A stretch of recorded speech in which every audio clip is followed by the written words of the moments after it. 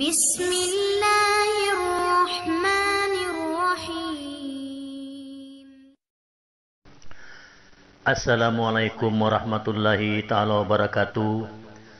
Alhamdulillahillazi nahmaduhu wa nasta'inu wa nastaghfiruh wa na'udzu billahi min syururi anfusina wa min sayyiati a'malina may yahdihillahu fala mudhillalah wa may yudlilhu fala hadiyalah. Baiklah sahabatku sekalian, selamat berjumpa kembali dengan saya Tuan Guru Haris.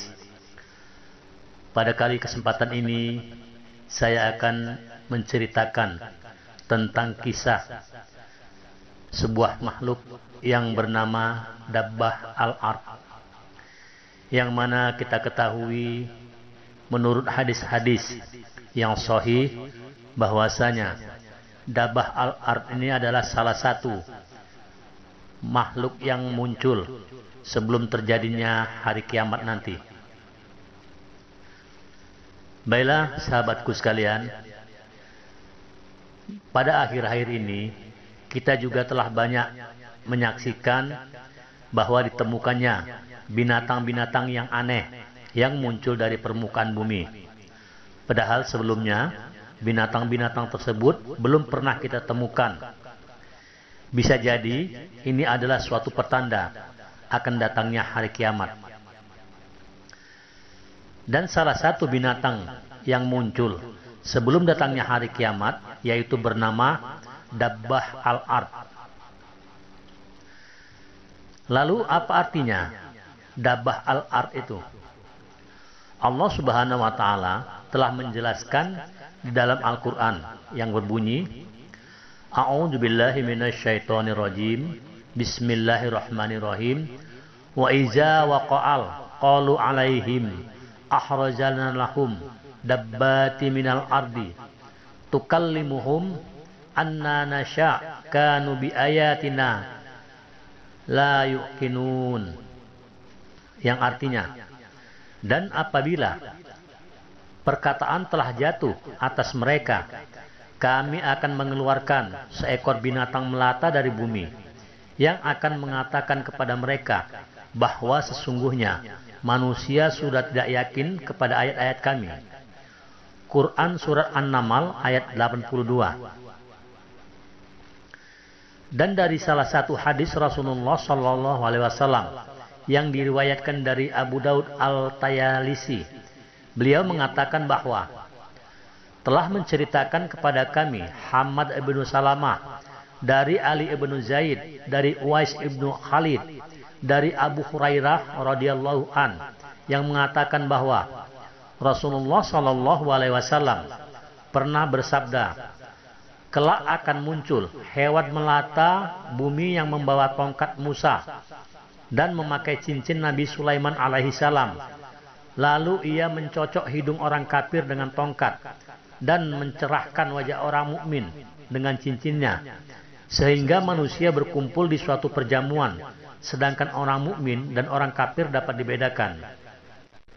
Juga Rasulullah SAW bersabda, sesungguhnya tanda-tanda kiamat pertama yang akan terjadi adalah terbitnya matahari dari tempat terbenamnya dan keluarnya seekor binatang kepada manusia pada waktu duha, yang mana di antara kedua hal ini akan terjadi lebih dahulu, maka keduanya akan terjadi pada jangka waktu yang dekat.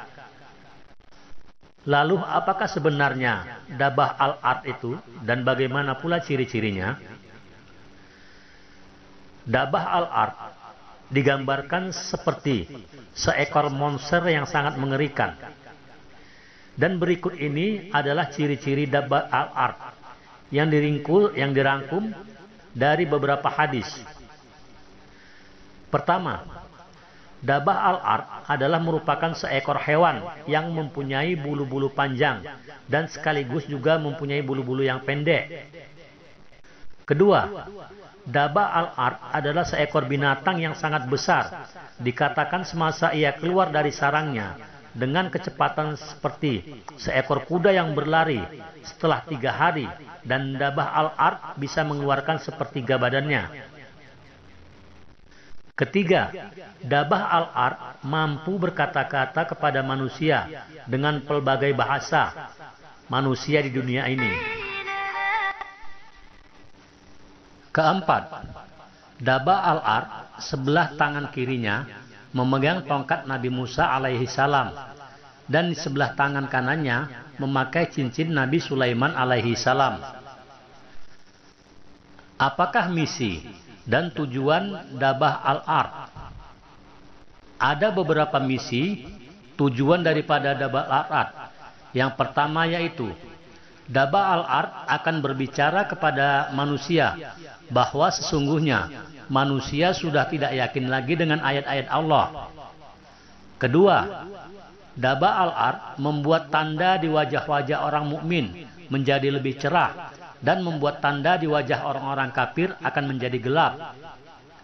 Ketiga, Dabah al-Ard tidak menakutkan manusia, tetapi ia akan menjerit atau memekik di kawasan Makom Ibrahim dan Hajratul Aswad sambil menebar-nebarkan tanah di atas kepalanya.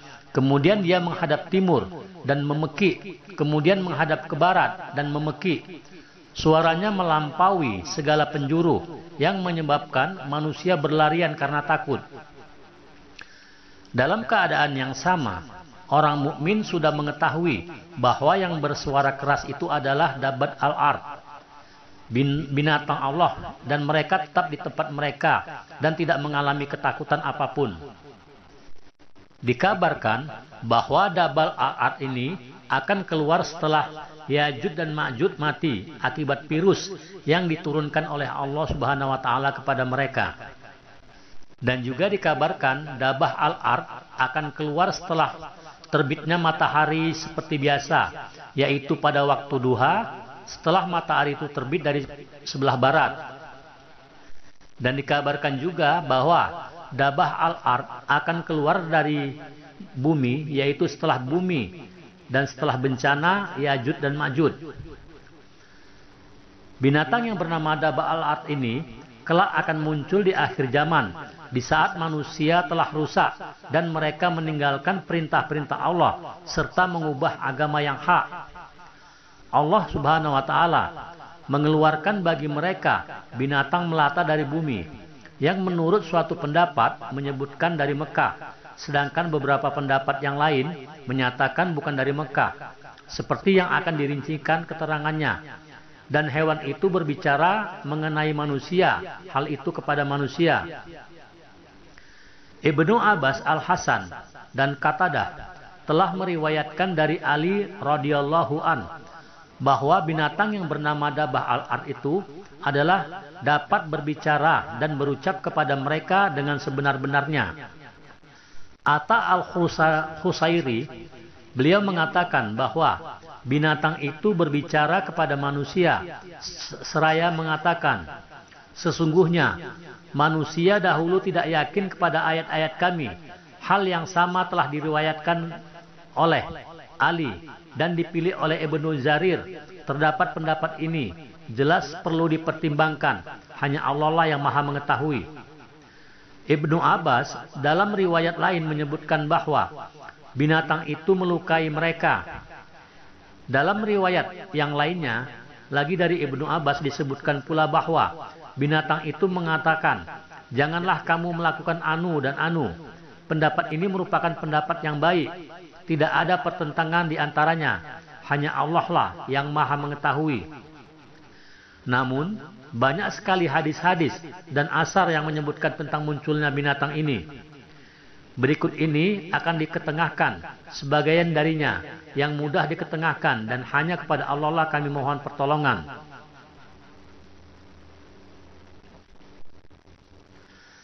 Imam Ahmad mengatakan, telah menceritakan kepada kami Sufyan dari Furat, dari Abu Tufail, dari Huzaifah ibnu Usaid al-Ghifari yang menceritakan bahwasanya Rasulullah Shallallahu Alaihi Wasallam keluar dari kamarnya menemui kami, yaitu ketika kami sedang memperbincangkan perihal hari kiamat. Lalu Rasulullah Shallallahu Alaihi Wasallam bersabda, hari kiamat tidak akan terjadi sebelum kalian melihat 10 pertandanya. yaitu terbitnya matahari dari sebelah barat, munculnya asap hitam di langit, munculnya binatang dari bumi, keluarnya Yajud dan Majud, munculnya Isa bin Maryam, munculnya Dajjal, dan 3 gerhana, yaitu gerhana di sebelah barat, gerhana di belahan timur, dan gerhana di Jazirah Arabia, serta munculnya api dari pedalaman negeri Aden yang mengiringi atau menghimpunkan semua manusia. Api itu ikut menginap di mana mereka menginap, dan ikut istirahat di siang hari di mana mereka istirahat di siang hari. Lalu hadis yang sama yang telah diriwayatkan oleh Imam Muslim dan para pemilik kitab Sunan melalui berbagai jalur, dari Furat Al-Qazaz, dari Abu Tufail alias Amir ibnu Wasilah, dari Huzaifah secara marfu. Imam Turmuji mengatakan bahwa hadis ini hasan sahih. Imam Muslim telah meriwayatkannya pula melalui hadis Abdul Aziz ibnu Rafi dari Abu Tufail dan Huzaifah secara mauquf. Di jalur lain, Abu Daud Al-Tayalisi telah meriwayatkan dari Talhah ibnu Amar dan Zarir ibnu Hazim. Tahla mengatakan, telah menceritakan kepadaku Abdullah ibnu Ubaidillah ibnu Umair Al-Laisi bahwa Abu Tufail pernah menceritakan hadis berikut dari Huzaifah ibnu Usaid Al-Ghifari alias Abu Sariha. Sedangkan Jarir mengatakan bahwa ia meriwayatkannya dari Abdullah ibnu Ubaid, dari seorang lelaki dari kalangan keluarga Abdullah ibnu Mas'ud. Disebutkan pula bahwa Rasulullah Shallallahu Alaihi Wasallam menceritakan perihal binatang itu, yaitu Rasulullah Shallallahu Alaihi Wasallam bersabda, binatang itu muncul 3 kali, yaitu pertama kali muncul ialah di daerah pedalaman, dan kisah kemunculannya tidak sampai kepada penduduk kota, yakni kota Mekah. Lalu ia bersembunyi dalam masa yang cukup lama. Kemudian ia muncul lagi di lain waktu, di daerah yang tidak terlalu dalam, sehingga beritanya tersiar di kalangan semua penduduk daerah pedalaman, dan sampai pula kepada penduduk kota Mekah.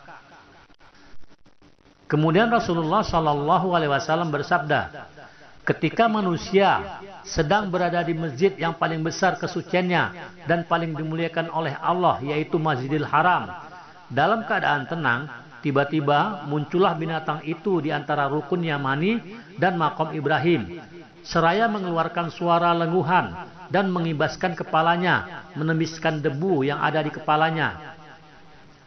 Maka pada saat itu dikabarkan orang-orang pun bubar meninggalkannya menuju ke berbagai arah, dan mereka berlari dan berbondong-bondong, dan yang tinggal hanyalah segolongan orang kaum mukmin.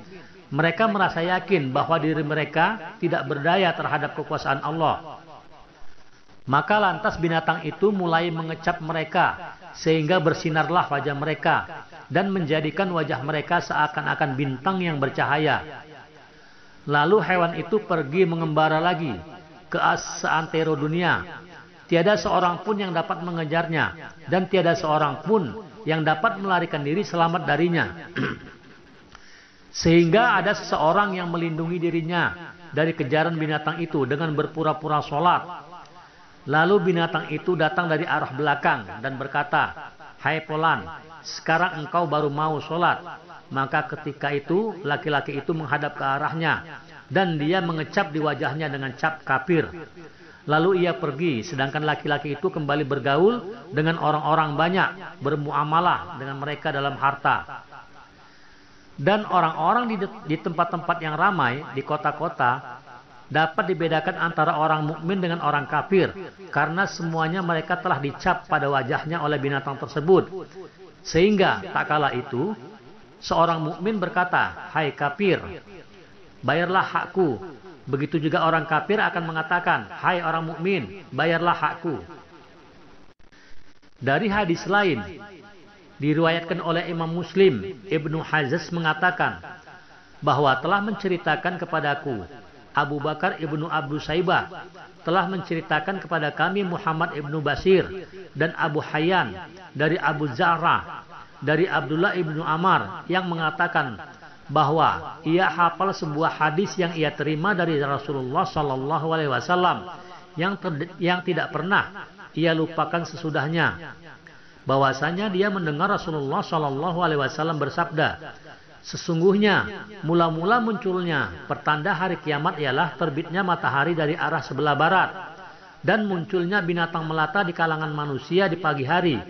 Mana saja dari salah satunya yang muncul, maka yang lainnya akan mengikuti dalam masa yang akan dekat. Di dalam hadis lain, Imam Muslim di dalam kitab sahihnya telah meriwayatkan melalui Al-A'la ibnu Abdur ibnu Yakub Maulah Al-Harikah dari ayahnya dari Abu Hurairah radhiyallahu an yang mengatakan bahwa Rasulullah Shallallahu Alaihi Wasallam pernah bersabda, bersegeralah mengerjakan amal-amal kebajikan sebelum munculnya 6 perkara, yaitu terbitnya matahari dari tempat tenggelamnya, munculnya asap, dajjal binatang melata, dan perkara khusus bagi seseorang dan dari kalian serta perkara yang umum. Imam Muslim meriwayatkan secara tunggal dan hadis ini mempunyai syahid yang menguatkannya. Imam Ahmad meriwayatkan dari Bahs Affan dan dari Yazid ibnu Harun. Ketiga-tiganya menerima hadis ini dari Hamad ibnu Salamah dengan sanad yang sama. Dan disebutkan, maka hidung orang kafir dicocok dengan cincin dan wajah orang mukmin dibuat bersinar dengan tongkat, sehingga para peserta suatu jamuan berkumpul dan seseorang dari mereka berkata, hai orang mukmin, dan yang lainnya berkata, hai orang kafir. Telah menceritakan kepada kami Abu Ghassan Muhammad ibnu Amr dari ayahnya yang menceritakan bahwa Rasulullah Shallallahu Alaihi Wasallam pernah membawanya pergi ke suatu tempat di pedalaman yang dekat dengan Mekah. Ketika sampai di suatu tanah yang kering yang dikelilingi oleh pasir, maka Rasulullah Shallallahu Alaihi Wasallam bersabda, hewan itu akan muncul dari tempat ini.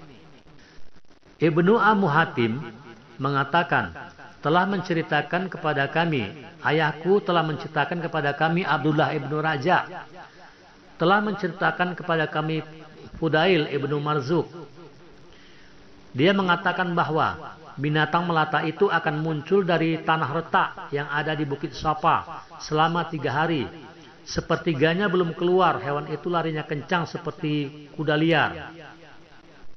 Dan Muhammad ibnu Isa telah meriwayatkan dari salah satu, dari Aban ibnu Soleh yang mengatakan bahwa Abdullah ibnu Umar pernah ditanya tentang binatang melata tersebut. Maka dia menjawab, binatang melata itu keluar dari bawah batu besar yang terdapat di Jiyad. Demi Allah, seandainya aku ada bersama mereka di masanya, atau kalau aku mampu berbuat dengan tongkatku ini, tentulah aku akan membantu mengangkatkan batu besar yang muncul hewan tersebut dari bawahnya. Lalu ketika ditanyakan, lalu apa yang dilakukan oleh hewan melata itu, hai Abdullah ibnu Amr? Maka ia pun menjawab, hewan melata itu menghadap ke arah timur. Lalu ia mengeluarkan teriakannya yang dapat menembus semua kawasan timur. Lalu dia menghadap ke arah barat. Lalu mengeluarkan suaranya dan terdengarlah suara itu sampai ke barat, bahkan sampai ke negeri Syam. Kemudian setelah itu di petang hari dia pergi dari Mekah dan pada keesokan harinya dia telah berada di Aspan. Maka ketika ditanya lagi, lalu apa yang dilakukannya? Maka Abdullah ibnu Umar menjawab, saya tidak tahu. Abdullah ibnu Umar menurut riwayat yang bersumber darinya menyebutkan bahwa binatang melata itu muncul pada malam Jumat, tak kala berkumpulnya orang-orang haji di Mina. Wahab ibnu Munabbih telah menceritakan sabda Nabi Uzair alaihi salam yang mengatakan bahwa kelak akan muncul dari kota Sodom binatang melata yang dapat berbicara dengan manusia. Semua orang mendengar suaranya. Dan tak kala itu, wanita-wanita yang sedang mengandung melahirkan kandungannya sebelum sempurna masa kandungannya. Air yang tadinya tawar berubah menjadi asin. Orang-orang yang tadinya bersahabat saat itu menjadi saling bermusuhan. Kitab-kitab yang bermanfaat dibakar dan ilmu diangkat atau dilenyapkan. Dan di masa itu manusia mengharapkan apa yang tidak dapat mereka capai, bersusah payah untuk meraih apa yang tidak mereka jangkau, dan mereka bekerja untuk mencari apa yang tidak mereka makan. Demikianlah menurut riwayat Ibnu Abu Hatim dari Wahab Ibnu Munabih. Dan dia telah menceritakan kepada kami dari ayahku, bahwasanya telah menceritakan kepada kami Abu Soleh, juru tulis Al-Lais, bahwa telah menceritakan kepadaku Muawiyah binti Saleh, bahwa ia pernah mendengar Abu Hurairah radhiyallahu an mengatakan bahwa sesungguhnya binatang melata itu mempunyai bulu yang beraneka ragam. Semua warna ada pada bulunya, dan jarak antara satu ujung tanduk ke ujung tanduk lainnya sama dengan jarak satu parsah. Ibnu Abbas mengatakan bahwa binatang melata tersebut bentuknya seperti tombak dan yang sangat besar. Amirul Mukminin Ali ibnu Abu Thalib telah meriwayatkan bahwa sesungguhnya hewan melata itu mempunyai bulu dan rambut serta mempunyai teracak, tetapi dia tidak berekor dan mempunyai jenggot. Sesungguhnya hewan ini saking besarnya, selama 3 hari sepertiga dari tubuhnya masih belum muncul dari bumi. Dan juga diriwayatkan dari Ibnu Abu Hatim, Ibnu Zurais telah meriwayatkan dari Ibnu Zubair yang menggambarkan tentang binatang tersebut, yaitu dia mengatakan bahwa kepala binatang itu seperti banteng, matanya seperti mata babi, telinganya seperti telinga gajah, tanduknya seperti tanduk kijang jantan, lehernya seperti burung unta, yaitu panjang, dadanya seperti dada singa, tetapi warnanya adalah seperti warna macan tutul, pinggangnya mirip dengan pinggang kucing hutan, ekornya seperti ekor biri-biri, dan kakinya seperti kaki-kaki unta. Di antara 2 tulang ruasnya, panjangnya adalah 12 hasta.